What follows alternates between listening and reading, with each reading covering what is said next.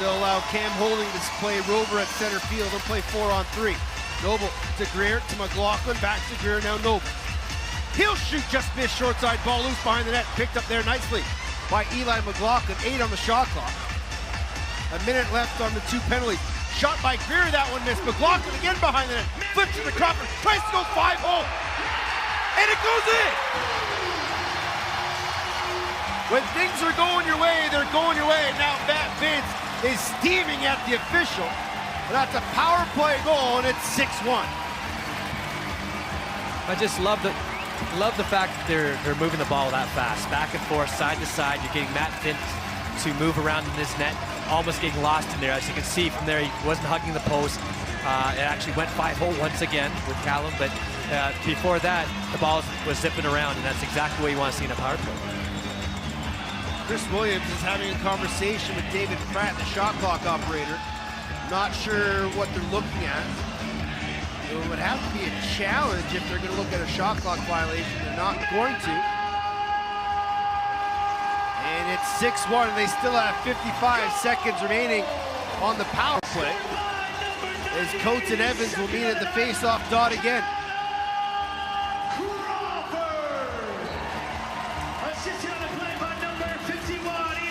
Coates wins it. Holding comes in and picks up that loose ball, and the Mammoth will go right back onto the power play.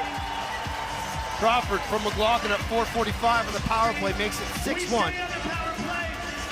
Noble, Greer, McLaughlin, Crawford, and Keel out there for the power play unit. Here's Crawford, he'll shoot, that one takes a deflection and goes into the netting, reset to 30. And we will go to a break. The Mammoth are on a roll. They lead by 5 over the Knighthawks live here on Altitude and worldwide on Twitter.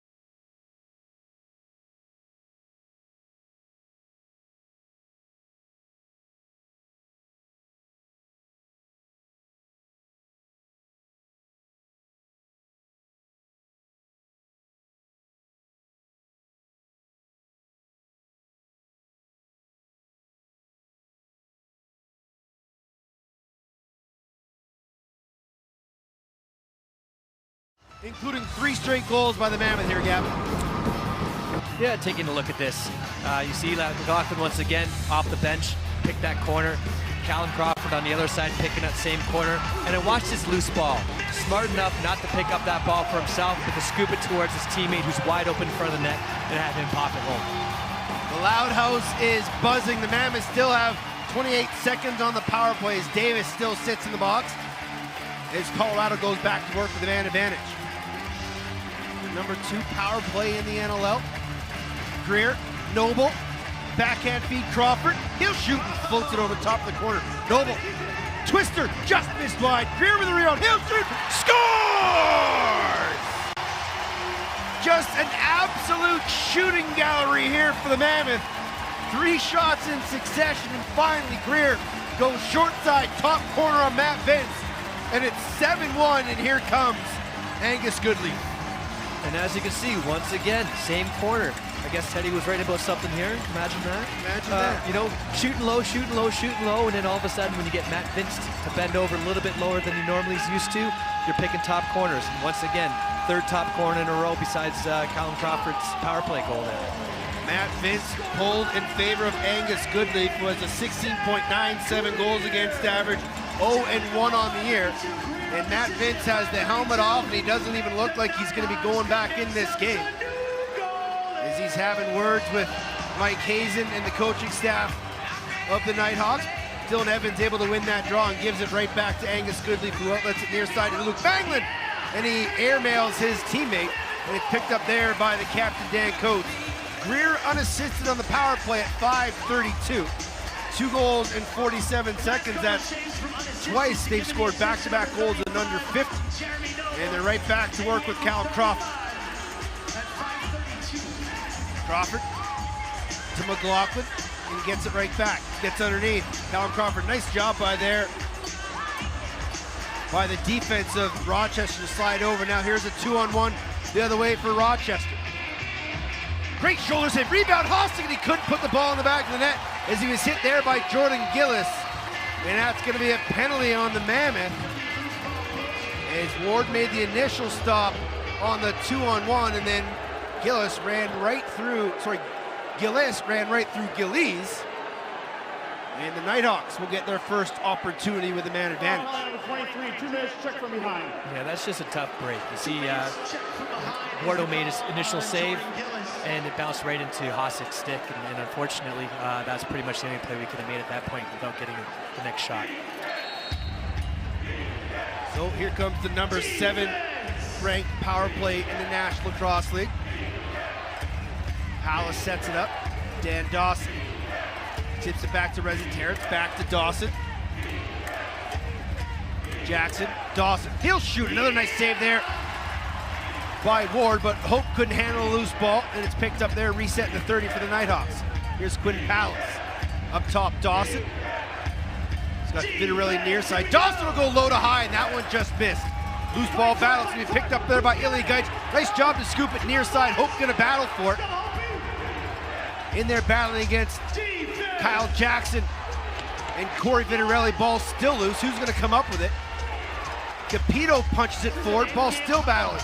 Vitarelli, he loses possession. Picked up there by Hope. It'll be a shot clock violation.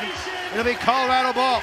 Nice job by the short man unit to keep that ball loose and cause the violation. It's interesting. It's almost as if they're backing up enough just to dare Dan Dawson to shoot. They're not allowing him to use his passing prowess out there to set up some easy goals.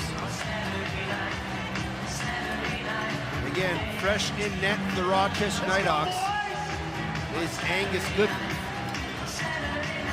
Here's Crawford. Trying to look for room, takes a shot late in the 30. That goes over top of Goodleaf. Loose ball was picked up by Sid Smith, the captain for the Knighthawks. The outlets to Scott Campbell. Campbell gives off to Kyle Jackson, leads the team in points with 53, 23 goals and 30 assists for the rookie. Jackson works inside, takes a shot, that one just missed wide. 10 seconds on the shot clock. Dawson. Jackson back to Dawson, backhand flip shot, that one just missed, and that's gonna go out of bounds. It'll be Colorado possession again, just like you said, allowing Dan Dawson time and room in the center of the floor, and allowing Dylan Ward to see those straight lane shots. Jordan Gillis fresh out of the box, and we're back to 5-on-5. Colorado 0 for 1 on the power play. Here's Jacob Rouet. Rouet skips it to Crawford, back to Keogh.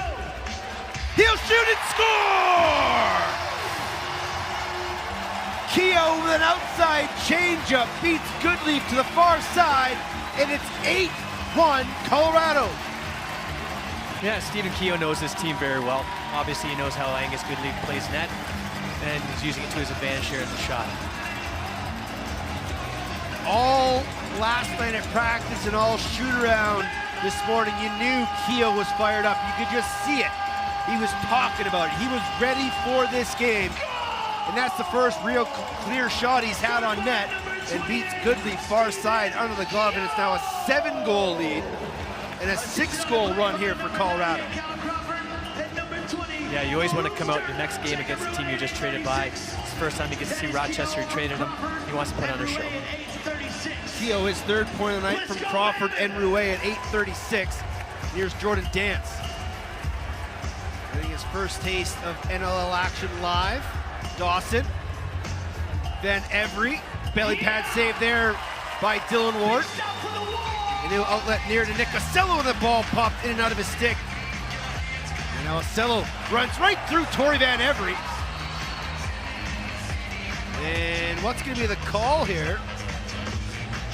Could be an unsportsmanlike conduct penalty on Rochester behind the play. And we're going to get the call here from the official. Hey, number 77. Rochester penalty. Too many men. Too many men call, actually. I Nothing thought it seems- might have been unsportsmanlike conduct from someone off the bench. Nothing seems to be going their way, that's for sure. In Rochester, it seems they're fighting uphill the entire time right now, so they need to get a couple of bounces and a couple of good penalty kills here. Quinn Palace, the in-home, will serve the penalty, so Colorado's 2 for 2 with the man advantage already. We'll go right back to work. Here's Noble. Greer skips it to Keogh, and the pass is too hot for him to handle. He gets knocked down there by Graham Hossick. Hossick picks up the loose ball and will float the pass to Paul Dawson there across center. Rochester will look to kill 30. Paul, the younger brother of Dan, initially drafted by the San Jose Stealth as a goaltender, then quickly made the transition to a defender. His older brother Dan gives it far side, Reza Terrence, near side Corey Vitarelli, back to Dawson. He'll shoot, save there by Ward, he doesn't know where it is. And he'll just sit on that ball. Shaky moments there for the Mammoth. But those were the bounces that were going in for the opponents against Dylan Ward, but he's really settled his game down here tonight. It's 8-1 with 5 minutes to go here from the Loud House.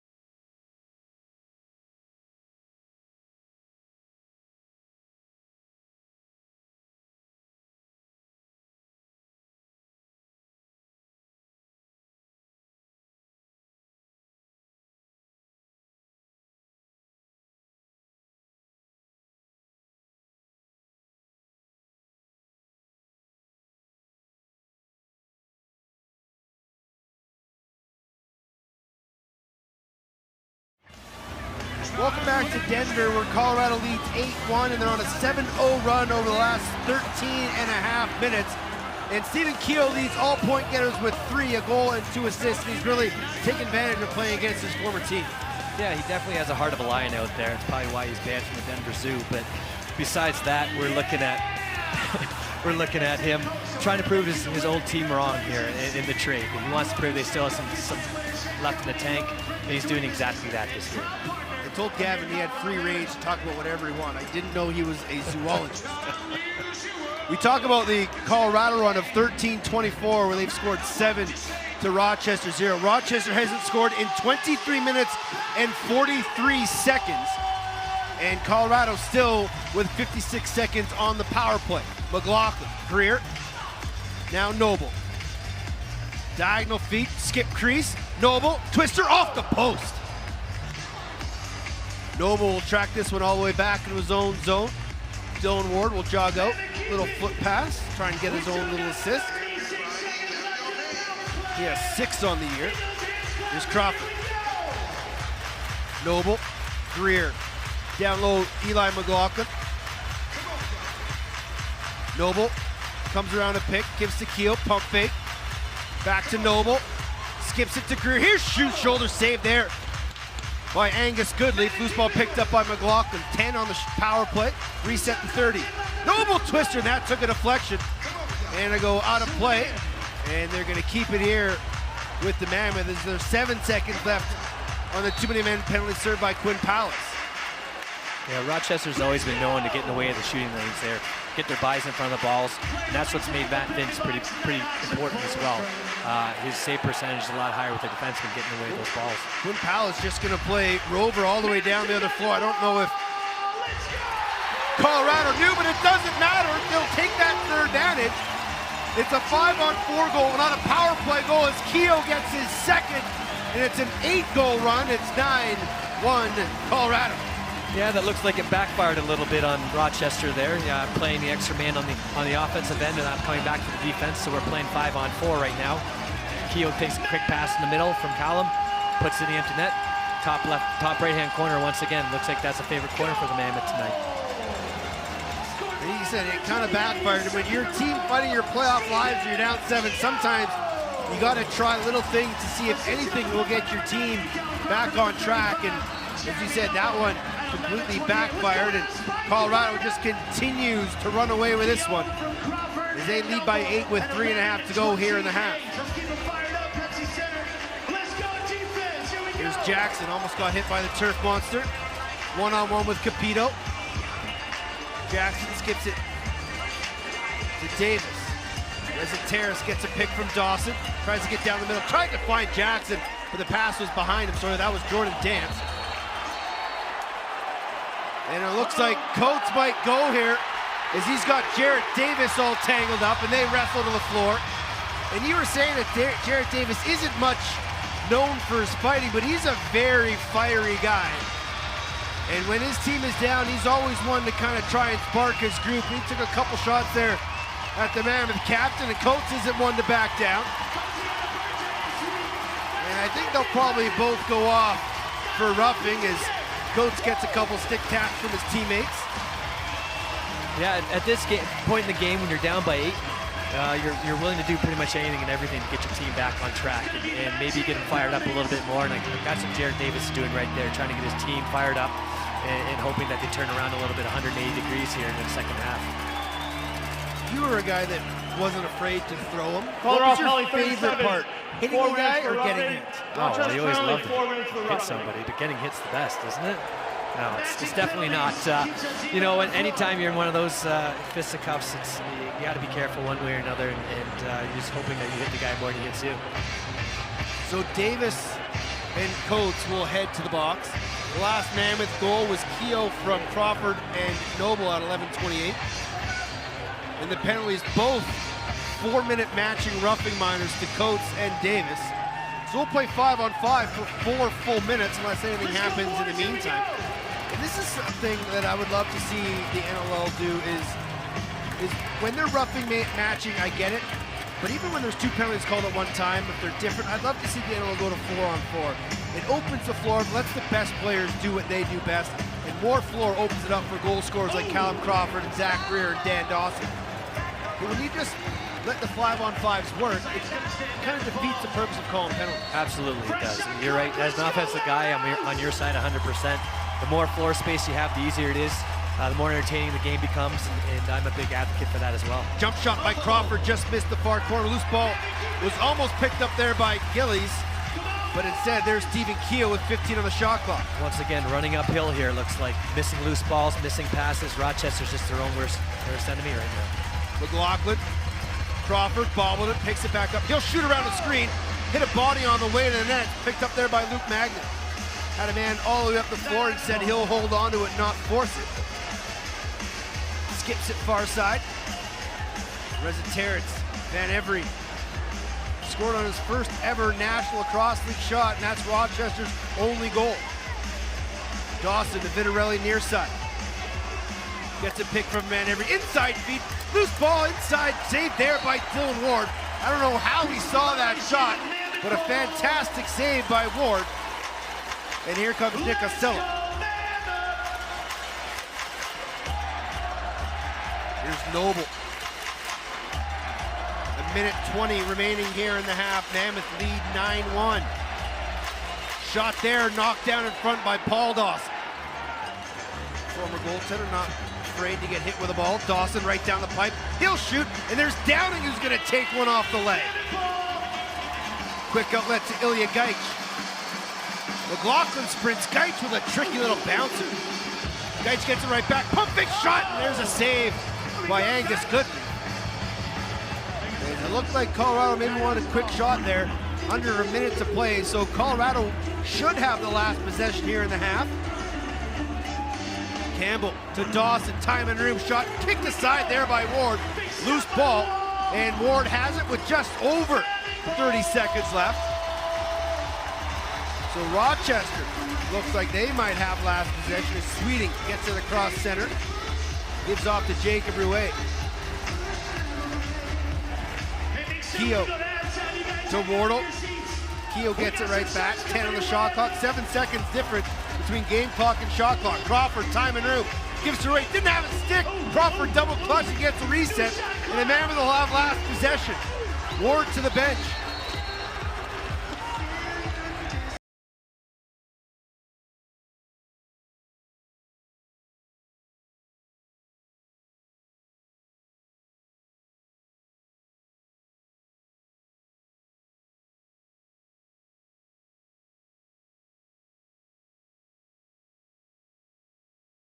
So, up to 6-on-5 play. We'll quickly take a look at some Stephen Keogh highlights as he has been the best player on the floor here tonight. 2 goals and 2 assists, and playing a very Gavin Prout-like game. Oh, I love when you say that. That makes it look better. But once again, nice pass. Second shot here through the 5-hole.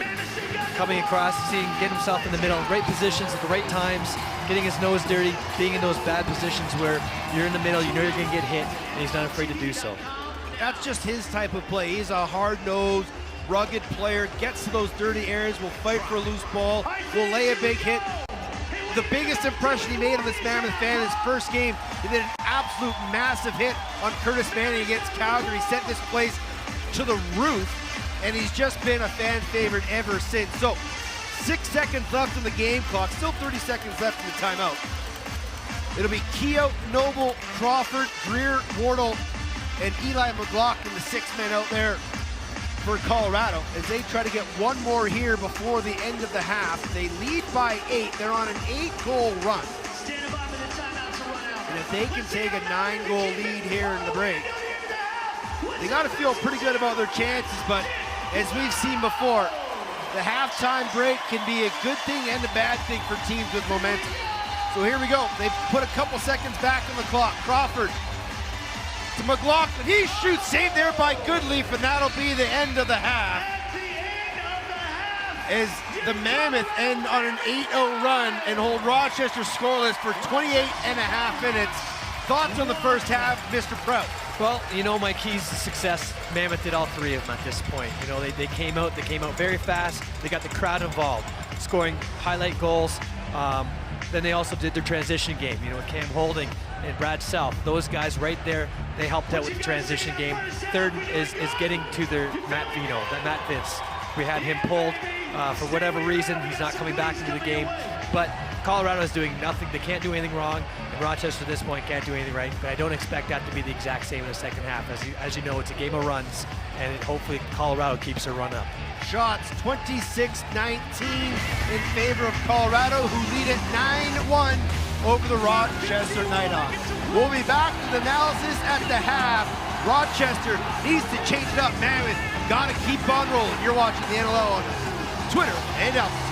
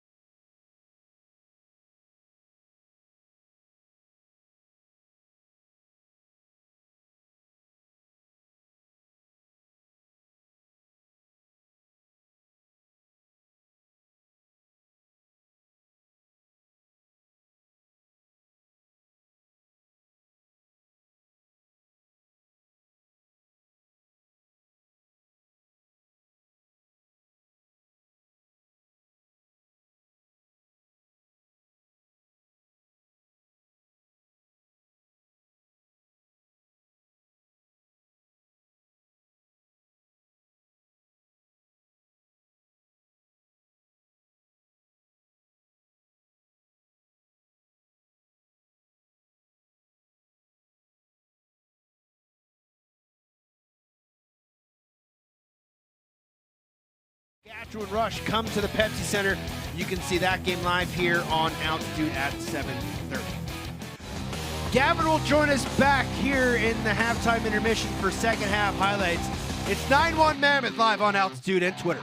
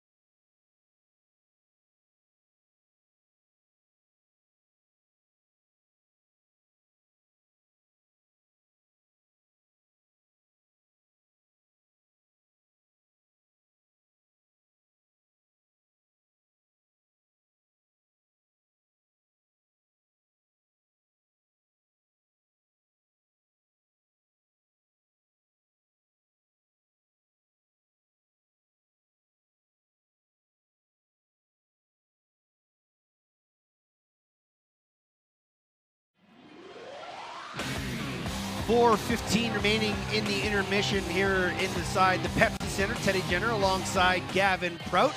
Let's take a look at your first half highlights, which is pretty much all Colorado. Yeah, you see, a lot of these goals I've noticed for Colorado is they're getting second, third opportunities. They're really outworking the Rochester Knighthawks right now on the offensive end. And when you do that, you outwork a team from the offensive standpoint, you're going to win games. You just get that many more opportunities, that many more shots on goal, and more quality chances. It was a 1-1 game, and then all of a sudden, Colorado went on an 8-goal run over about a 12.5-minute span. They've shut out Colorado for 28.5 minutes. Callum Crawford has 4 points, 2 goals, and 2 assists. And Stephen Keogh batting 1,000, 2 goals on 2 shots, 4 points. Dylan Ward 18 saves on 19 shots, and it's just been all Colorado all night long. Yeah, what surprises me here is the loose balls. You know, they're relatively even at this point, 32 for Colorado and 30 for Rochester. A lot of the loose balls coming from Colorado are on the offensive end once again. They get their shot, they get a secondary shot because they get that loose ball before their defense, the Rochester Knighthawks defense can do so. So if they can keep that up, that's the perfect key to another successful game. A win and the Colorado Mammoth are in the playoffs. Rochester needs a win to keep their playoff hopes alive. We'll have second half action coming up live from Denver, streamed around the world on Twitter and Altitude.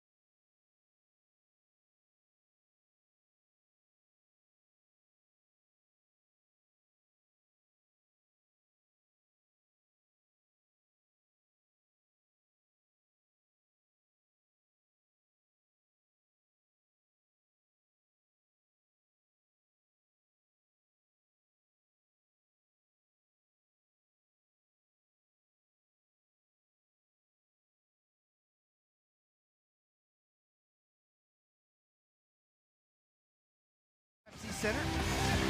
As the Mammoth lead the Rochester Knighthawks 9-1 in a playoff-like atmosphere here inside the Pepsi Center. Glad to have Gavin Prout riding shotgun as Jamie Shuchuk and John Gallant are away on assignment with the Rock Canyon High School lacrosse team. Just taking a look at the Mammoth when leading after certain quarters, and they're pretty much perfect when they lead after a quarter. 4-0 after the first, 7-0 after the second, and 6-0 after leading the third quarter. And it's going to take a monumental effort, Gavin, for the Knighthawks to get back in this game. But if Colorado can go on a 9-1 half, that means Rochester can do it too. That's exactly the mentality that Rochester has to come out with. Colorado did it to us, why can't we do it back? And that's kind of what they have to go with. And once again, it's going to be one shift at a time for Rochester. They're going to be an uphill fight the entire time. But it's anybody's game. As we speak before, it's a game of runs. So Colorado has to stop a run immediately if Rochester's to get on one. Matt Vince started the game in between the pipes for the Rochester Knighthawks. He was quickly pulled after giving up 7 goals on 13 shots. Angus Goodleaf came into the game, has given up 2 goals on 6 shots, and starts the second half here for the Knighthawks. Rochester wins the ensuing draw, and here comes Dan Dawson. Gets a pick, backhand feed, Reza Terrence takes a shot. Nice slide there from Cam Holding to deny that shot. Here comes Nick Acello. There's a situation where Dan probably should have shot that shot. He's wide open, right in the slot. You can't get a better shot 15 feet away, and he opts to make that pass. So that's kind of the type of plays that Rochester are making right now. Here's Eli McLaughlin working with Chris Wardle, takes a shot, trying to go short side, and just missed. Rouet able to grab the ball high at center. 8 on the shot clock. Crawford working on Hossack. McLaughlin gets it, and that's just over his head, and that'll be a shot clock violation on Colorado. And Dawson won't get it. Get across center. He gets a pick there from Reza Terrence. Tried to look inside, comes around the top. We'll give it off to Jordan Dance. Dance takes a shot, rang it off the junction. Reset the 30, and here's Reza Terrence with it. Dance again, one-on-one, using the referee as a bit of a screen, comes across the top, gives to Reza Terrence. Watched there by Ilya Geitch. Nice stick there by Geitch, and he picks up the loose ball, and here comes Colorado the other way. Great job by Ilya, getting his stick in the way. You always want to mimic what the offensive players are doing with their sticks, and perhaps you can get to knock the ball down, and that's exactly what happened there. Rouet, far side, Stephen Keogh. Crawford, near side, Brad Self, almost called him Scott Self, his brother, who retired in the offseason. Here's Crawford, gets a double pick, 5 on the shot clock, pump fake, gotta shoot it, he does, and he rang it off the post. Loose ball in the corner, Rouet didn't know where it was, finally finds it, reset the 30. Well, there's a stoppage of play, now they'll blow play back in live. Here's Self again. Takes the shot, saved there by Goodman. That was one of the reasons they went out and got Brad Self. He's such a versatile player. They can use him as a D tranny if they want. They can run him out the front door, play power, play short. He's a versatile utility man that fits in perfectly here in his second stint with the Mammoth. There's Powis. He'll shoot, skips that one wide. And that'll be an over and back violation on Rochester. It'll be Mammoth in possessions. We played 2.5 here in the third quarter. 9-1 Mammoth over the Rochester Knighthawks. Thanks for joining us wherever you're listening to on Altitude in Denver, NLL TV, or streamed around the world on Twitter. Jacob Rouet comes around the top, skips it near side. Chris Ward on that pass goes high, but there's Eli McLaughlin to scoop up the garbage. Far side, Noble gets ahead of Steve, takes a shot on the right. That one just missed. McLaughlin picks up the rebound. Inside feed. Rouet shoots and scores! Yeah, once again, it's a secondary opportunity here. You see a loose ball being missed by Rochester. Eli McLaughlin scoops it up real quickly, passes to Rouet in the middle, and fires it home. And Rouet shoots this kind of off the back foot and catches Goodleaf leading. And it's now a 9-goal run for the Mammoth, and it's 10-1 with 12:05 remaining in the third quarter. You talked about it, Gavin. Second chance opportunities, reset 30s, just battling for loose balls, keeping plays alive. And it's sort of been the MO here for Colorado all game. Yeah, right now Colorado just wants this game more than Rochester does for some reason. Rouet, his second point of the night from McLaughlin, his third point of the night at 2:55. Let's go, Mammoth! And here comes Rochester off the procedure on the draw. Coates and Jared Davis have been released after their double roughing minors. Here's Dance. Dawson surveys, skips it across. Jackson shoots, that one hits the post. And a good bounce for the Mammoth, looks like. Dance will go for a change. On comes Torrey Van Every. Into the stick of Kyle Jackson. Jackson works inside, triple team on his back, gets a backhander off, and a delayed penalty coming up here to Colorado. And it's picked up there by the Mammoth, and we're gonna get a holding the stick call. And it looks like it's gonna be Robert Hope heading to the box as Rochester will head to their second power play of the night. 0 for 1 so far. This is going to be a big possession here for Colorado, or for Rochester. We're going to look for them to make this, it's going to be a make or break play for them. If they score, they're going to think they're going to have a little bit of life. If they don't, they have to suck the life out of it for this game. Here comes the Rochester extra man unit. Down low, Corey Vitarelli. Jackson, Terrence. Jackson, he shoots, kick save, and a beauty from Bryce Sweeting. That one stung and it goes into the crowd, reset the 30. Dylan Ward and Ilya Gaich give Sweeting a quick tap. Never understood why guys would want to step in front of a ball going 100 miles an hour. But a nice souvenir for a fan. I was always on the opposite end of those things. Hey, I love when I hit guy. Yeah. The guy's gonna stand in front of you. Try and hit him. Hit a deflection if you can. So a little communication here between the officials and the players.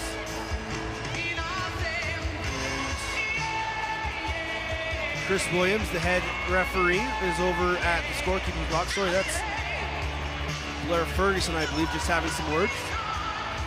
It looks like everything's straightened out. We played 4 minutes exactly here in the third quarter. The Mammoth with the only goal, and the Knighthawks working with the man advantage. Vitarelli will start with it in the corner. Jackson, Dawson, Quinn Palace, and Joe Terrence out there for the Knighthawks. Here's Dawson. Skip pass, and there's a bad angle shot from Vitarelli, just missed. And the ball is loose all the way at center, and there's Quinn Palace to pick up the loose ball. 15 on the shot clock. Terrence. Back to Quinn Palace. Skips it, Jackson shot. There's Sweeting again in front blocking the shot. That one actually hit Ward and it goes in. That stops a 9-goal run for the Colorado Mammoth as Kyle Jackson gets his 24th of the year and the first goal for the Rochester Knighthawks since 1:26 of the first quarter, and it's 10-2. That's a span of just under 33 minutes. Yeah, that's a situation where as a defender, as if you're Bryce Sweeting, getting in front of the shot is one thing, but then also jumping in front of the shot, maybe screening your goaltender's vision is another, and you may want to back away from that one, just let Dylan Ward take a free look at that shot. Again, I understand, like you just said, guys want to get in front of everything to stop that from getting on net, but that screen probably allowed that goal to go in. It's Jackson from Vitarelli at 4:25 on the power play. And it's now 10-2. Maybe that brings a little bit of life into the Knighthawks team, but this game has been all Mammoth, and they lead by 8. Still plenty of lacrosse to play. And for the Mammoth, they just need to reset, get the momentum of the crowd back into this one. Coates battles forward in the far corner. He gets knocked down from behind, but there's Greg Downing. Outlets all the way to Ilya Gaich. Gaich, stunner step, step back, twister, trying to go bouncer 5-hole. And Goodleaf down early to make that save, and Ian Lord picks up the loose ball. Yeah, that's not a bad shot from Ilya. He's right in front of the net there, made a great move on 2 defenders. He had that opportunity, he took it. Vitarelli works inside, takes a shot, saved there by Ward, loose ball. And they're going to say crease violation, and we'll go to break. As Ilya Gaich laid his shot, saved there by Angus Goodleaf, but it's 10-2 as Jackson has made it an 8-goal game. As Rouet has scored the 10th of the night, it's 10-2 here on Altitude.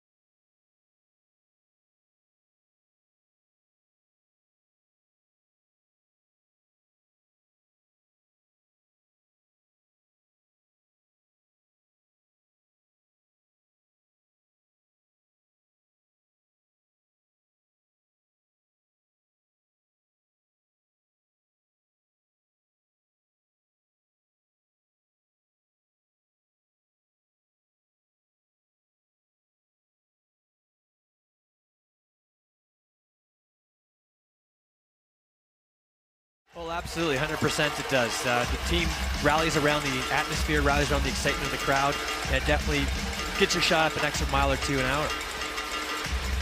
So what, like 43, right? About 44. Here's Crawford, takes a shot, saved there by Goodleaf, who's really kind of helped settle things down on the back end. He's made 6 saves here so far. Here comes Rochester, Jared Davis driving. Nice job there by Joey Capito to turn him back. Now Dawson. Near side back to Davis, skips it to Vitarelli, down in the corner to Jackson. Kyle Jackson, inside feed, Dawson doesn't connect, 8 on the shot clock. Rezateras tried to get underneath, Capito turned him back. Inside feed, nice job by Dan Coates to deny that entry pass. It's gonna be a 30-second shot clock on Rochester. And this defense from Colorado is really stepped up their game. Pat Coyle talked about it in Colorado radio the other day. Their pride was hurt when they gave up 21 to Georgia 2 weeks ago before that bye, and they're really out here trying to make a statement. And the statement has been made so far, and there's no question about it. They're playing a lot better, more sound defense, and hopefully it remains the rest of the game. However, they can't rely on their laurels here. Noble tried to skip that one across to Stephen Keel on his wrong side, picked off by Brad Gillies. Gillies, step back shot, that one missed short side, ball loose behind the net. Ward out there trying to find it. Bodies battling for that loose ball. It's going to be picked up by Jordan Dance, but he's stripped there by Greg Downing, and it's picked up by Nick Acello. First chance to see Nick Acello play. Gal, how do you like his play as a rookie, kind of really getting his feet wet in the indoor game? Yeah, you definitely can see he's big, fast, and athletic. He's definitely a true American out there. He's learned the game, it seems like, pretty well. He's got his head wrapped around it. There's still a lot to go, but as a rookie, you expect to be having a learning curve. He's definitely on that, and he's on the higher end of the learning curve. Loose ball battle in front as Stephen Keogh is quadruple team. That'll be a shot clock violation on Colorado. Quick look at the out-of-town scoreboard. Georgia defeats Buffalo 17-16 in a thriller. Saskatchewan leads New England 6-4 in Calgary, and Vancouver are tied 3-3. Jackson gives off to Rezateras. He comes around to pick from Powell, who's wide open. That's picked off by Joey Capito. The Speeds are unable to break away on the fast break, but he'll slow things up and give off to Crawford. Good thing Capito was there as Quentin Palace was wide open on the backside. It would have been clear on Ward. Shot there, twisted from Noble, shoulder save by Angus Goodleaf. Reset to 30. Crawford has it, gives off to Self. Near side, Eli McLaughlin. McLaughlin's going to work with Self in the two-man game. Comes back, gets a repick, skips it to Rouet. Now Crawford. Crawford has Noble open the backside. Put fake, scores! You can see Noble and Crawford setting that one up on the backside. Look, the Rochester D-man didn't slide over and left Noble naked on the backside, and it's back to a 9-goal lead. It's 11-2. Yeah, just a beautiful look on the offside from Callum Crawford. Jeremy Noble comes around the crease, sneaks around. His defender's actually double teaming Callum for a wide open shot at the outside of the crease. The patience from Noble on his wrong side, not to quick stick that one, to get Goodleaf down on his knees and then to put it back far side. That's just a goal scorer's goal. That's exactly what that is. He outweighted the goaltender. And when the goaltender comes flying across, you make that quick pump fake, put it to the opposite side of the net, usually good things are going to happen. Noble from Crawford and Rouet at 8:21, an even strength goal. For Crawford, that's his 90th point on the season. He looks to get back to the Century Club. Do you ever get 100 in your career, Gav? I don't think so. I think 96, 97 were my highest. One-handed catch and shot there from Rouet, just bounces high and over the glass. They're going to say it went off of Goodleaf and out of play. So it'll stay here with Colorado ball. But I bet if you had a couple more games like these guys do, you'd have got it. Maybe one more. Maybe one, yeah. Here's Crawford, back in his man, and pump fake, jump shot. Had Sean Young look, he gives off Rouet. He takes a shot, saved there by Goodleaf. That jump pump from Callum Crawford gets more D guys looking. And he was unable, fortuitously for the Knighthawks, unable to get underneath Sean Young. He would have been one-on-one with Goodleaf. Here's Dawson. Skips it to Vitarelli, back to Dawson. Gets a pick there from Palace. Dawson shoots 5-hole, scores. Those are the types of shots that I've been telling or been mentioning for Dan Dawson to be shooting all night. He's been looking him off. He's been trying to pass. He's been trying to pass a little bit too much. And right there, he's taking advantage of a shot that he should have had in the first couple quarters already. Dawson's 11th of the year. And just an overhand rip that went actually between the arm and the body of Dylan Ward. And it's 11-3. So unfortunately, Dylan Ward won't be able to tie the NLL record for least goals allowed in a game. Let's get that one back. Let's go, But Mammoth. Let's go, Mammoth. there's bigger fish to fry here for the Colorado Mammoth, and the number one goal here tonight, win this game and book their ticket to the postseason. Thank you. And Evans tried to bat that one back into his own zone, and Cam Holding says thank you very much for that ball. He picks up the loose ball and finds Brouet in the far side. Now here comes Self, who's playing more and more offensive shifts. And I'm just trying to look down the Mammoth bench, see if I can see Chris Wardle down there. I haven't seen him out for a few shifts. Noble tries to drive short side, and he's turned back there by Goodleaf. And usually when Self comes up, there's either somebody needs a breather or somebody's hurt. So hopefully it's the prior of the two and not the latter. Here comes Nick Ocello, full head of steam. Nick Ocello shoots it, just missed the bouncer, and that one goes out of play. As Nick Ocello trying to get his first National Lacrosse League goal, and a great transition run the other way. And with 5 minutes to play here in the third quarter, the Mammoth lead it by 8, 11-3 as Dylan Ward continues to be a stud with 22 saves live here on Altitude.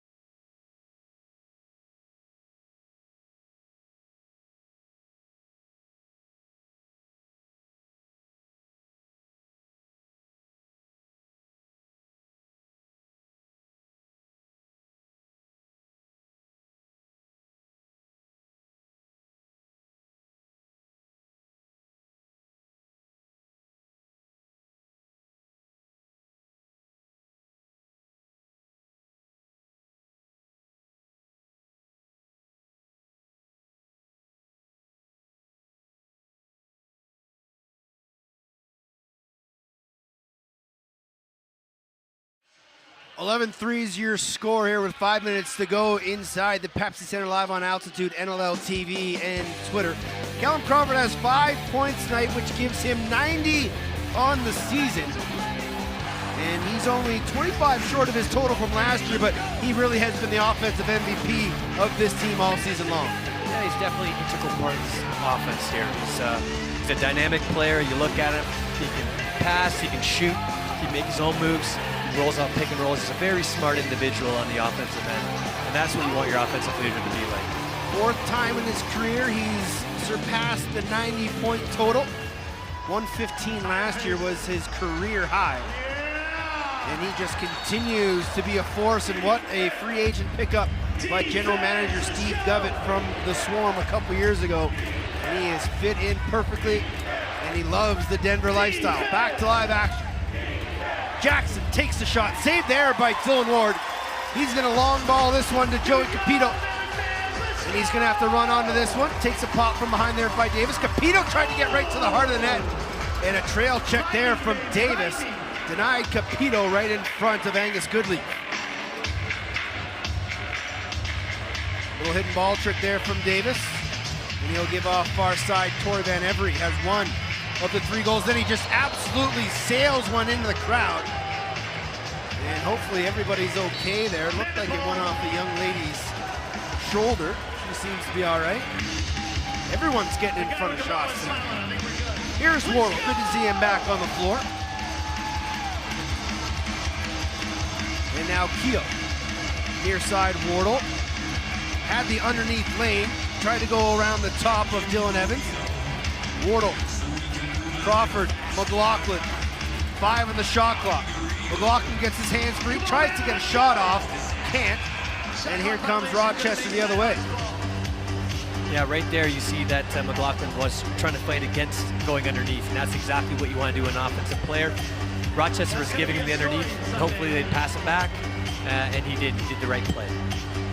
Maybe it's Zach Greer who's been missing. I haven't seen him The out. Colorado Mammoth roster, front door. That'll be a interference away from the ball. Here comes Colorado the other way. Inside feed. Rouet shoots and tried to go twister 5-hole, but couldn't beat Angus Goodley. Good hustle, boys. Great transition run there by Colorado. With Goodley slammed the door shut.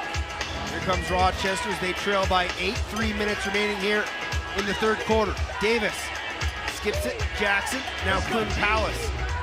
Thought about the shot. Gives to Jackson. He shoots, and there's Ward again with another save at the top of his crease.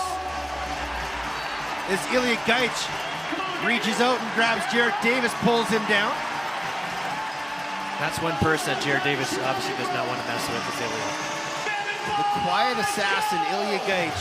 Very unassuming, but very, very tough. And that happens when you grow up in a family of 4 athletic, sport-playing brothers. Here's Crawford. 3 of them play here in Colorado. Noble shoots and scores! Oh, they're gonna wave it off! And Noble's saying throw the flag. I don't know if we're gonna get a replay in time. Magnet gives off to Dawson. They are getting the replay, and his right foot is on the line. They won't throw the flag. Dawson. And that'll be a moving pick call there on Joe Rezateras as he knocked Cam Holding to the ground. Holding will give off to Self. And you're right, Zach Greer does seem to be noticeably missing from the Mammoth offense. Here's Self. Gets a pick from Wardle. Self tries to go right down the middle, dislodged from the ball. Ball pops out of the stick of Rezateras. There's the backside. Wardle pump fake, great shoulder save by Angus Goodleaf as Wardle was left all alone in the backside. That would have been the nail, I think, there, Ted. Wow, early nail. I know. When you're down by 8, going down by 9, going into the fourth quarter, it's real tough to come back from. Here's Jackson. Shot there by Davis. Went off the shin of Ilya Gaich, and he definitely felt that one. Inside feed to Jackson, doesn't connect. Loose ball picked up by Robert Hope. And he'll retreat around his crease. Stride across center and give off to Eli McLaughlin. McLaughlin down the pipe. Jump shot, scores! Now, is that the coffin nail? That's what I'm saying, my friend. That's a great play by Eli, outweighting the goaltender once again, throwing 3 or 4 fakes before he was even close to the crease, getting Angus Goodleaf out of position and throwing it up and over top of him. Yeah, the double clutch, then took to the air and put it far side over the shoulder of Angus Goodleaf. And it's a 9-goal lead. It's 12-3 Colorado with 1:06 remaining. That's Eli using his athletic ability to the best of his advantage there. Assist on a play by number 18, Robert Hope. Off the ensuing draw, Ocello wins it. Ball pops up to Capito. Capito shoots, and that's a shoulder save by Angus Goodleaf. Now Davis couldn't handle the hot loose ball, and it's picked up by Robert Hope. And he'll settle things down. McLaughlin from Hope, his 10th point this season, matches a career high at 13:54, an even strength goal, and 40 seconds remaining, and Rochester will take possession. And for those who are wondering why Callum just shot that, it's because it's called a 2-for-1. You're looking at 2 shots. That was one of the shots, and they're going to get their ball back hopefully underneath 30 seconds for their second for the quarter. Dawson, near side Rezateras, watched by Ilya Gaich. Rezateras turned back by Holding. Now stripped of the ball by Ilya Gaich, ball's loose. 5 seconds on the shot clock, Gaich has it, and there you go. 12 seconds remaining. Dylan Ward to the bench. Colorado goes 6-on-5. Coates has got to get off, get that extra guy out there. McLaughlin to Self. Crawford. Keogh with a shot, deflects, it goes out of play, and the third quarter will come to an end with Colorado leading 12-3 over the visiting Rochester Knighthawks. And the Mammoth can taste a playoff berth. Shots 38-28 in favor of Colorado. Dylan Ward has been absolutely fantastic. 15 minutes to go here from the Loud House. Gavin and I will be back with fourth quarter action live here on Twitter and Altitude.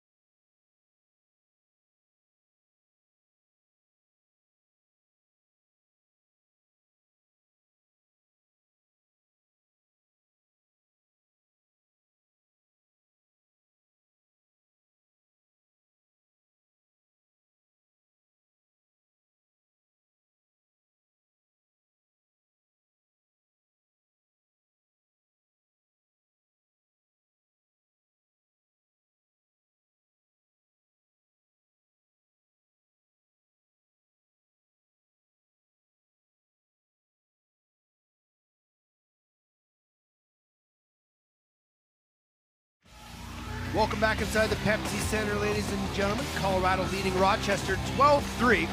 After the first quarter, Rochester outshot Colorado 12-1, but they led 3-1, did the Mammoth. But since then, Colorado's outshot Rochester 27-17. And a lot of that had to do with a huge 9-goal run between the first and third quarter, and that's really been the difference in this game. But Rochester's never really looked comfortable tonight, have they? No, they have not. You know, just watching them walk off to their bench at the end of that third quarter, the demeanor, their heads down, they almost look like they've given up already. It's easy to do that with a 12-3 game, but once again, their playoff lives are on the line as well. So hopefully we come back and see them strike it back up and give us a game here. With the Buffalo win last night, but the loss tonight, there's still hope for Rochester, especially if they can get to a three-way tie. They have some tiebreakers that could work in their favor, so all is not lost. But for Colorado, they are 15 minutes away from booking themselves a ticket to the postseason, and they are closing in on another home playoff game. That's still yet to be decided, but things are certainly looking good for that. Here's Eli McLaughlin. Near side, Crawford spins back, gives off to Noble. He'll shoot right in the chest pad of Angus Goodley. Colorado has 5 players tonight with at least 3 points, and when you can get a team spreading the ball like that, you're often going to have tons of success. Outside shot there from Jackson, turned aside by the right leg of Dylan Ward, who looks extremely comfortable between the pipes. Yeah, and all the offensive stalwarts on Rochester haven't really produced this game. You're looking at Jackson, you're looking at Dawson, and you're looking at Resetaris, and none of them have really come to fruition tonight. Here's Stephen Keogh playing his first game against his former team and having a ball of it. Takes that shot, saved, turned aside by Goodleaf. Loose ball picked up by Sean Young. He'll run to space, watched there by Keogh. Keogh tries to go over the top, stripped him, and it bounces right to Jackson. Here's Rezzaterets, gives near side Jackson. Back to Rezzaterets, takes a shot, right shoulder save by Dylan Ward. Loose ball is going to be picked up by Joey Capito. And it's a 2-on-1, Capito and Downing. Downing, back to Capito, and the pass was behind him. Cam Holdings stuck back on defense, took a big slash across the shin there, and finally just hobbled off. Here's Dawson. Has 1 point on the night, just a lone goal. Jackson, outside shot, turned aside by the left elbow of Dylan Ward. Loose ball picked up by Bryce Sweeting. He's had another quietly solid game. Self to Crawford, pump fake, twister! Where is it? It's underneath Goodleaf's leg. And I still don't know how he does that with his wrist. It's a ridiculous cross-handed shot there from Crawford. He does it when he's standing, he does it floating through the air, and it's just incredibly tough for goaltenders to stop that shot because you just don't know where he's going to go. Van Every with a shot turned aside there by the face of Nick Costello, who just runs Van Every to the floor and is getting interference. But you like those kind of plays from the rookies, just aggressive, tough plays, and it's just a tone set. Absolutely. Anytime you can put somebody in their butt defense, that's going to pump up your team. Near side, Jackson can't handle the pass. Watched there by Ocello. Gets a pick from Van Every. Van Every, 5-hole, and he's got 2 in his first NLL game. Now, how many shots has he had tonight? Give me a second, I'll tell you. That's his 3rd shot, unofficially. 2 goals, and just a simple high pick and roll. Yeah, it is. And what they've done there is they've spread the defense out. The pick and rolls right on the boards. Gives Van Every a lot of time and room to catch that pass and run to the net. Van Every, a little twister to put it 5-hole on Dylan Ward. And not long ago, he was playing in the Arena Lacrosse League Championship game. And here he is, starring for the Rochester Knighthawks, getting his first taste of National Lacrosse League action, as is Jordan Dance. But you mentioned it, you know, the big guns for Rochester haven't contributed. Dawson with a goal, Rezzaterets, no points. Jared Davis, no points. Quinn Powell, no points. So Kyle Jackson, he's got 3 points on the night. Sorry, he only has 1, just a goal. So this has been an incredible performance by this by this Colorado Mammoth defense. You know, we talked about it. They gave up 21 to Georgia 2 weeks ago, and they used that bye week to their full advantage and came back with a purpose here tonight. Absolutely. They had something to prove, and they've absolutely proved it. 11 and a half to go here in the 4th quarter. Hossack, bounce pass. Dance takes the shot, and that one bounces wide. It goes up and out of play. It'll be Colorado possession. Jordan Gillis has it. Mammoth ball. Let's go. Gillis, Sutter steps at center, watched there by Magna. Keo bounced it near side to Rouet. Here comes the Mammoth offense. Rouet gets a nice seal pick. Keo was open for a split second, now Self. 10 on the shot clock. McLaughlin, 1-on-1, tries to get underneath. He does, takes a shot. Nice save there from Goodleaf. And a loose ball will be picked up by the Knighthawks. They'll go across center with numbers, 4-on-3 if they hurry. Campbell to Dawson, low to low, and that one just missed. And there's Vittorelli coming out of the bench late to pick up that loose ball. As McLaughlin tried to work inside, but Angus Goodleaf with another nice save in tight to keep this an 8-goal game. Outside shot, another left shoulder save by Dylan Ward. And he's really coming out high to stop those shots from the shooters on the outside shots, denying any clear angle to the net. Anytime you get your goaltender with that much confidence to get the top of their crease, they're going to make the majority of the saves, especially when they're the size of Dylan Ward. Here's Wardle. He'll shoot and just float it over the far corner. Crawford, Noble, skips it. Wardle shoot again, and that one just missed. And it'll be a shot clock violation on the Mammoth. Possession back to Rochester. 10-10 remaining in the 4th. 12-4 is your score. Dawson. Down low, Davis. Jackson. Tuck and go, and then a big hit there from Nick Ocello. And he's really stepped up his defensive pressure here in the second half. Ocello, a Notre Dame football graduate, played 1 year of football or lacrosse with them. And And the local guy has really taken to the Mammoth, and they've been real happy with his efforts all year long. Crawford. Skip pass away. One more feed to self, and he was alone on the crease. Yeah, it was just one pass too late. Instead of passing it across, they could have passed it down. He would have been naked on the crease. Here we go, T. Campbell. And delayed penalty coming up here on the Mammoth. So good leave to the bench. Dawson has it. Takes a couple chops. Runs away from holding. Jackson, pump fake, shot, shoulder save there by Dylan Ward. Loose ball picked up by Quinn Pallas. Not sure why they didn't reset the 30. Now they do. Defense. Pallas. Jackson back to Pallas. Gantz cuts through. Vinarelli with a shot. That one goes wide. They reset the 30. It must have hit a piece of Dylan Ward. Shutting off Dan Dawson here, playing 5-on-4. Jackson, Pallas, shot. Another save from Ward. Ball's loose. Where is it? Near corner. Capito couldn't pick it up. Jackson, pump fake. Another save from Ward. Vinarelli comes around the top. Takes a shot. Ward makes another save. What's going on? And we're still with an empty net at the other end as it's a delayed 6-on-5. Vinarelli one timer. Oh my God, what a save! And then the rebound finally goes in. Oh my goodness. What a series of saves from Dylan Ward. And Vinarelli finally puts it in the net as Ward was on his backside. It's 12-5. I think he actually made one of those saves with his back turned to the ball at one point. So he's definitely seeing the ball very well. When you give him that many opportunities to an offensive talented team like Rochester, you're bound to give up a goal like that.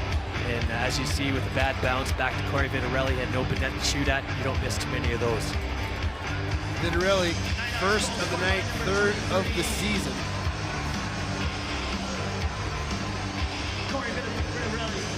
But it's 7-goal lead here for them at 12-5 with 8:20 remaining. And Nasello at the draw again. Just giving Dan Coates a few extra breaths if he can. Here's Paul Dawson. Paul gives to Dan. He'll wait for the offense to get on the floor fully completely. Dawson. Watched there by Acello. Gets a pick from Terrace. Now Holding picks up Big Dan Dawson. Now in 2-on-1 isolation. Backhand feed. Diving scores! That's the patience that Dan Dawson can give an offense. And he works a two-man game perfectly with Terrace. And it's 12-6. I know we were talking up Acello a little bit earlier on, but with this particular play, this is definitely a learning point. At that given point when you're at defense, you don't let somebody set that pick. You don't let Terrace come up and set that pick. You typically, as a defender, you push that person away from the picks and not allowing them to set it. Right there, he's kind of stood back, waited for the play to occur, and then he was stuck on a 2-on-1 on the backside. The Mammoth have been in control for most of this game, but it's almost to a point where they've taken their foot off the gas and allowed Rochester to climb back in this game. There's still a lot of lacrosse to play. There is. 8 minutes is a ton of lacrosse left to play for 6 goals. Rochester goal. Terrace from Paul Dawson and Dan Dawson at 7:09. That's 2 goals and 30 seconds for Rochester. So still a lot of ball to play here. Colorado needs to settle in. Dawson. Here goes Goodleaf. Colorado is going to be seeing a lot of 6-on-5 here from Rochester. Here's Jackson. And once again, they're shutting off Dan Dawson and playing 5-on-4. Sweeting just shadowing Dawson in the far corner. Terrace steps back. That one deflects. Vinarelli picks up the loose ball, takes a shot. Loose ball picked up there, and we're going to go to a timeout. Lucky break there from Rochester. His coach would have had an empty net down on the far end. It's a 6-goal lead with 7:12 to play. We'll have the last 7 and a bit here live on Altitude.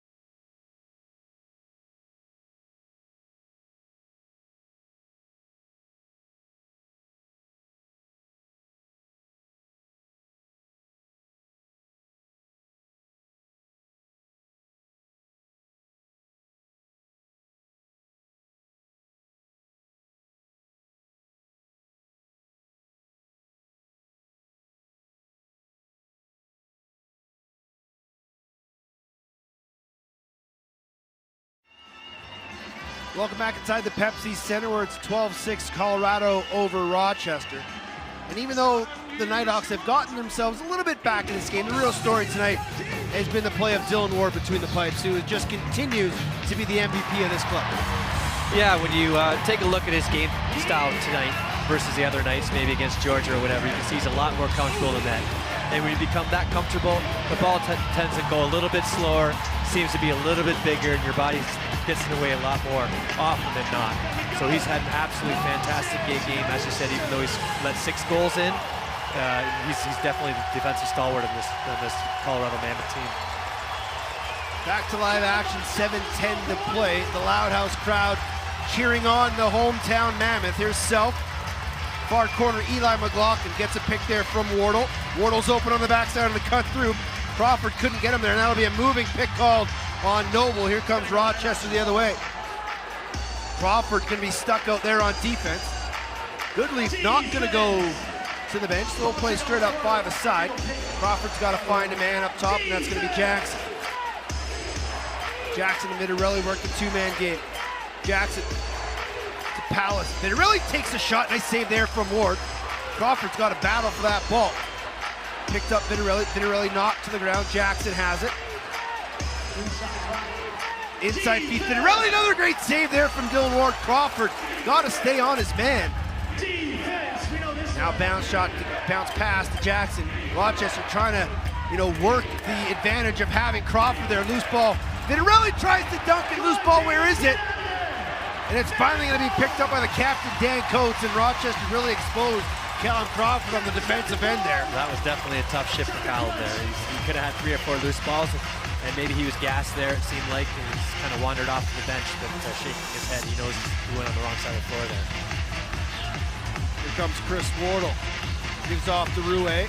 Going to work the 2-man game with Stephen Keel. Shot there from Rouet, knocked down by the stick of Paul Dawson. That was Ian Lord. And Mammoth fans wanted an interference call. They weren't going to get one. Here comes Rochester. Rochester has 16 shots in this quarter. They had 16 total between the second and third alone. Here's Dan Dawson, far side. Picked up there by Ocello.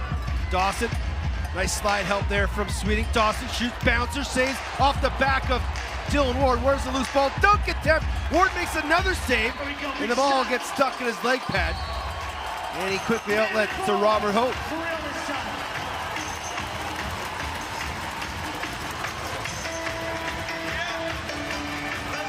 Eli McLaughlin one-on-one with Dylan Evans. This is the time you want to use that 30-second clock. It's getting down to that last 5 minutes of the game. You want to use as many 30s as you possibly can. Get a shot up and off the shoulders, get maybe another possession. Noble shot goes over the back of the net and stays there, and we will go to a break. Under 4.5 to play. Rochester down 6, Mammoth in control. The final 5 up next here on Altitude.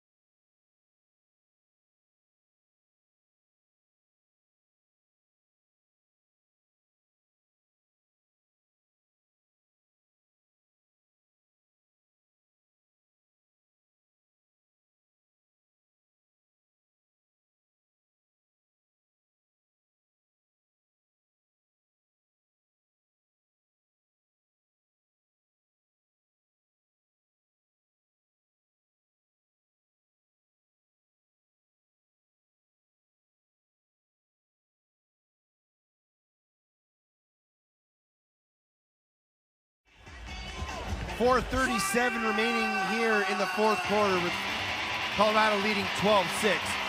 Brace yourself for the loudest house in lacrosse, Mammoth fans. Don't miss your shot to cheer on your Colorado Mammoth as they close out the regular season against the Saskatchewan Rush on Friday, April 28th at 7:30 p.m. Visit coloradomammoth.com for details. The Rush currently up 9-7 on New England, and a win, I think, secures them first overall in the West. The other game going on currently, Calgary leads Vancouver 6-5 in a game that really could shape that third playoff spot in the West. There goes Angus Goodleaf to the bench. And Rochester will indeed go 6-on-5. Inside feed, Van Every looking for his hat trick in his first ever NLL game. Quickly outlet ball from Dylan Ward to Capito, open net. Capito not gonna force it. Smart play there by the veteran transition man, not to shoot that out of the open net. Don't want to give Rochester a free possession. The key is right now, we do not need any more goals in Colorado. We need to stop goals. So you don't want to force something on the offensive end that's going to give them an extra possession. Backdoor cut from Crawford. The pass doesn't connect. And the ball will be picked up there by the Knighthawks. There goes Angus Goodleaf back to the bench. Heavy dose of 6-on-5 coming up. And this is good for Colorado. These are the situations they need to practice and need to work on down the stretch, because these are the situations that can decide games, especially in the playoffs. Reza Terrence to Jackson, back to Reza Terrence, can't handle the pass. Loose ball's gonna be picked up there by Cam Holding. He's got an open net. This is Holding. going to be easy goal here. And he tries to flip it to Ilya Gaich, but he was being held there. Ate my words there, didn't I? Well, at least you didn't jinx it with your nail in the coffin comment. Here's Gaich. Gives off to Jeremy Noble. Noble skip it to Chris Wardle. He'll shoot, shoulder save there by Angus Goodleaf. The loose ball will be picked up by Sid Smith, and here comes the Knighthawks again. You see Colorado's playing a lot of defense this quarter. Their D is going to be pretty tired. Probably one of the reasons why Cam Holding didn't make that pass right away. Loose ball in front, batted on net. And I think that was Van Every again, almost with his third of the night. Just a no-look kind of slap shot. Now here's Capito. He's ruining his shooting percentage though. Gotta be better. Gotta be better.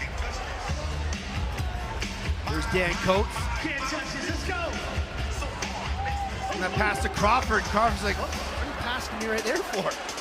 That's one of those things where if you're fatigued a little bit, you make some decisions like that, and unfortunately they're not the right ones. Here's Sweeting. 2:20 to go. I want to correct myself. I said Nick Ocello was a football player at Notre Dame, then picked up lacrosse. It's the other way around. He was a 4-year player on the lacrosse team, and then walked on to the football team as a walk-on, and was a safety for the Fighting Irish. So, two-sport athlete is Colorado's own Nick Ocello, and he's made himself a fan favorite here with the Mammoth. Here's Scott Campbell. Final 2 minutes. Mammoth faithful rise to their feet as they do. Outside shot and scores Quinn Palace. A low-to-low rep makes it 12-7. It's a 5-goal game with 1:40 to play. Just a great outside shot there by Quinn. You see coming across the middle, 6-on-5 still. Mammoth are kind of laying back on their heels here. And unfortunately, got an opening and shot in the open net. Yeah, a little bit of confusion there by Ocello and Jordan Gillis trying to figure out who was supposed to be where on that 6-on-5 defense. And Palace took the opportunity and fired that one home for his first of the night. And Rochester's going to go 3 guys in the offensive zone. 2 right now, it looks like. I don't know where the third Dan is. Dawson's behind Oh, the net. there he is. There you go. I got you, buddy. That's a big target to miss, too. I don't know how I missed that one. He is 6'6". Although you are way up top here. Yeah, I need binoculars. So, final 2 minutes of play. The referees will make a quick review of this, and it's not going to take.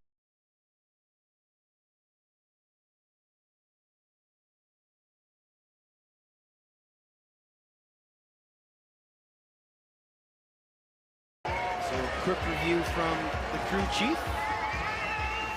As usual, the Colorado faithful here are going to be on their feet for the rest of the game. That's some great fans there. Coates wins the draw. Capito will battle for it. turns away from trouble, sprints to open space, splits the double team. And a nice job there from Joey Capito to find Noble off the bench. 13-19 was the time of the last goal. And for some reason, the shot clock never started. There should be about 25 seconds or so, 15, 20 seconds on the shot clock.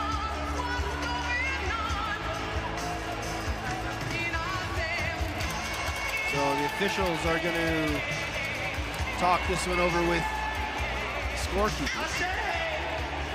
So when we started that faceoff, there was a minute 41. Now there's a minute 20. So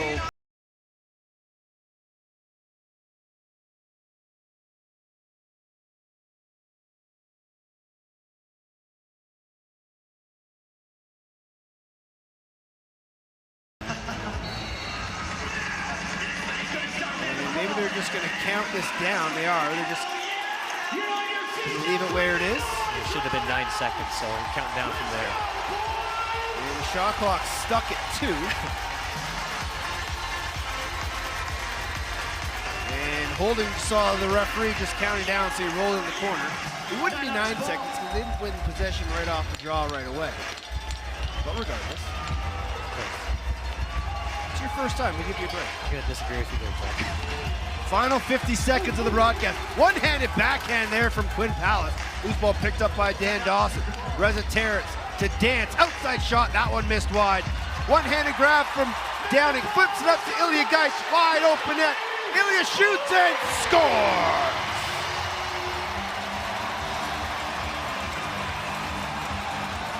Ilya Geich gets his 6th goal of the year. And that will pretty much do it. The last nail in the coffin. The last nail in the coffin is it's 13-7 as Geich buries it into the open net. Give assist to Greg Downing. And Estella will take this draw against Dylan Evans.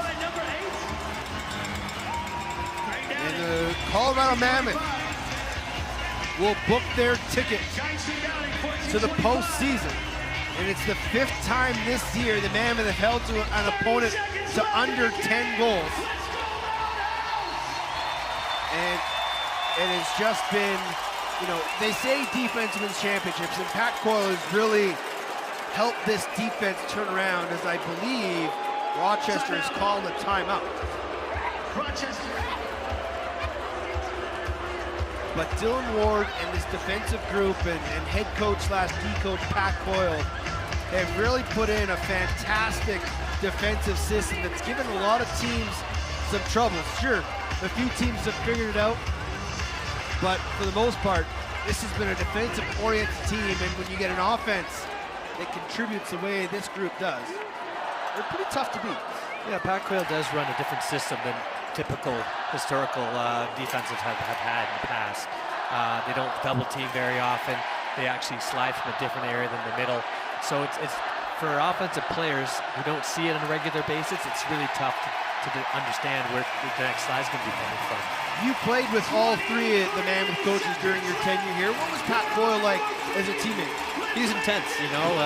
He was jovial when we needed to be, when some humor had to be had. But for the most part, he was super serious. Game came first, team came first. Very similar ways like as a coach. Mammoth have 14 players tonight with at least a point, and they contribute to get offensive production from all areas of the floor. There's a 1.7-ish second difference between game clock and shot clock. And 24.7 seconds remaining in this contest. Good lead to the bench. Jackson will start with it. Watch the guys from behind the net as well. Looks like they may have a couple of plays set up where somebody's going to come even from the behind. One-handed shot there from Jackson on target. Loose ball picked up. Coates has it on the other side of center. No need to even go towards the empty net. Coates will flip it back to Ilya Geich. And the Colorado Mammoth are headed back to the postseason with a 13-7 win over Rochester. It started 14 seconds in as Cameron Holding started things off, and the Mammoth rolled for the next 59 minutes plus. and they get the win, and they're off to the postseason. Yeah, I'm not too sure what the post-game interviews are going to be like, but I have a feeling that the coaches are going to say it was a complete game by all the team from Colorado. From the offense standpoint, right down to defense, it's hard to argue with 7 goals against, and when you put up 13 and a lot of really nice shots out there, it's hard to say that neither side of the ball came to play. So full team effort once again. That's what you're going to need in the playoffs to be successful, and that's what's hopefully going to continue in the next 2 games before the playoffs. Still lots to be decided, and still lots to be discussed. We'll wrap things up when we come back. Final score, Mammoth 13, Rochester 7. We'll be back live here on Altitude.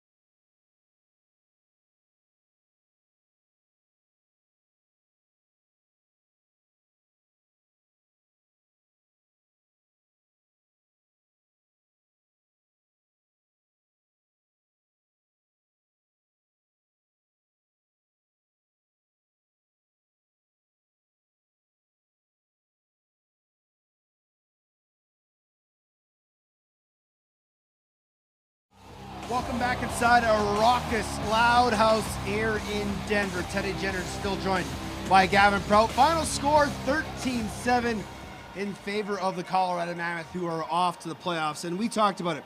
Right off the start, Cam Holden got things going for Colorado. Yeah, you needed to get a really fast start, get the crowd involved, get the Pepsi Center excited again to see lacrosse since they haven't seen it in a week or two, and that's exactly what Cam Holden did. It was a 9-goal run across the first, second, and third quarter that really propelled Colorado to the victory here, but they got contributions from everybody. And it wasn't just Callum Crawford and Jeremy Noble. It was Wardle, it was Rouet, it was Eli McLaughlin, and everybody contributed. But Stephen Keogh, in his first game back against his old club, really was a huge building block for Colorado. Yeah, as we mentioned in the program itself, Stephen Keogh wanted to send a message to his old team, saying maybe he made a mistake trading me to Colorado, and it's exactly what he did tonight. He did exactly what he's supposed to, got in the areas that he's used to being in, and was successful being like that. One of the real differences of this game was Dylan Ward. He was a rock through pretty much this entire game, 44 saves on 51 shots. Defense kind of let up a little bit in the second half of that fourth quarter and allowed Rochester to climb back, but he was really the wall that he's been known to be. Absolutely. You can't ask for a comeback game from when they were last against Georgia, letting 21 goals in, down to 7.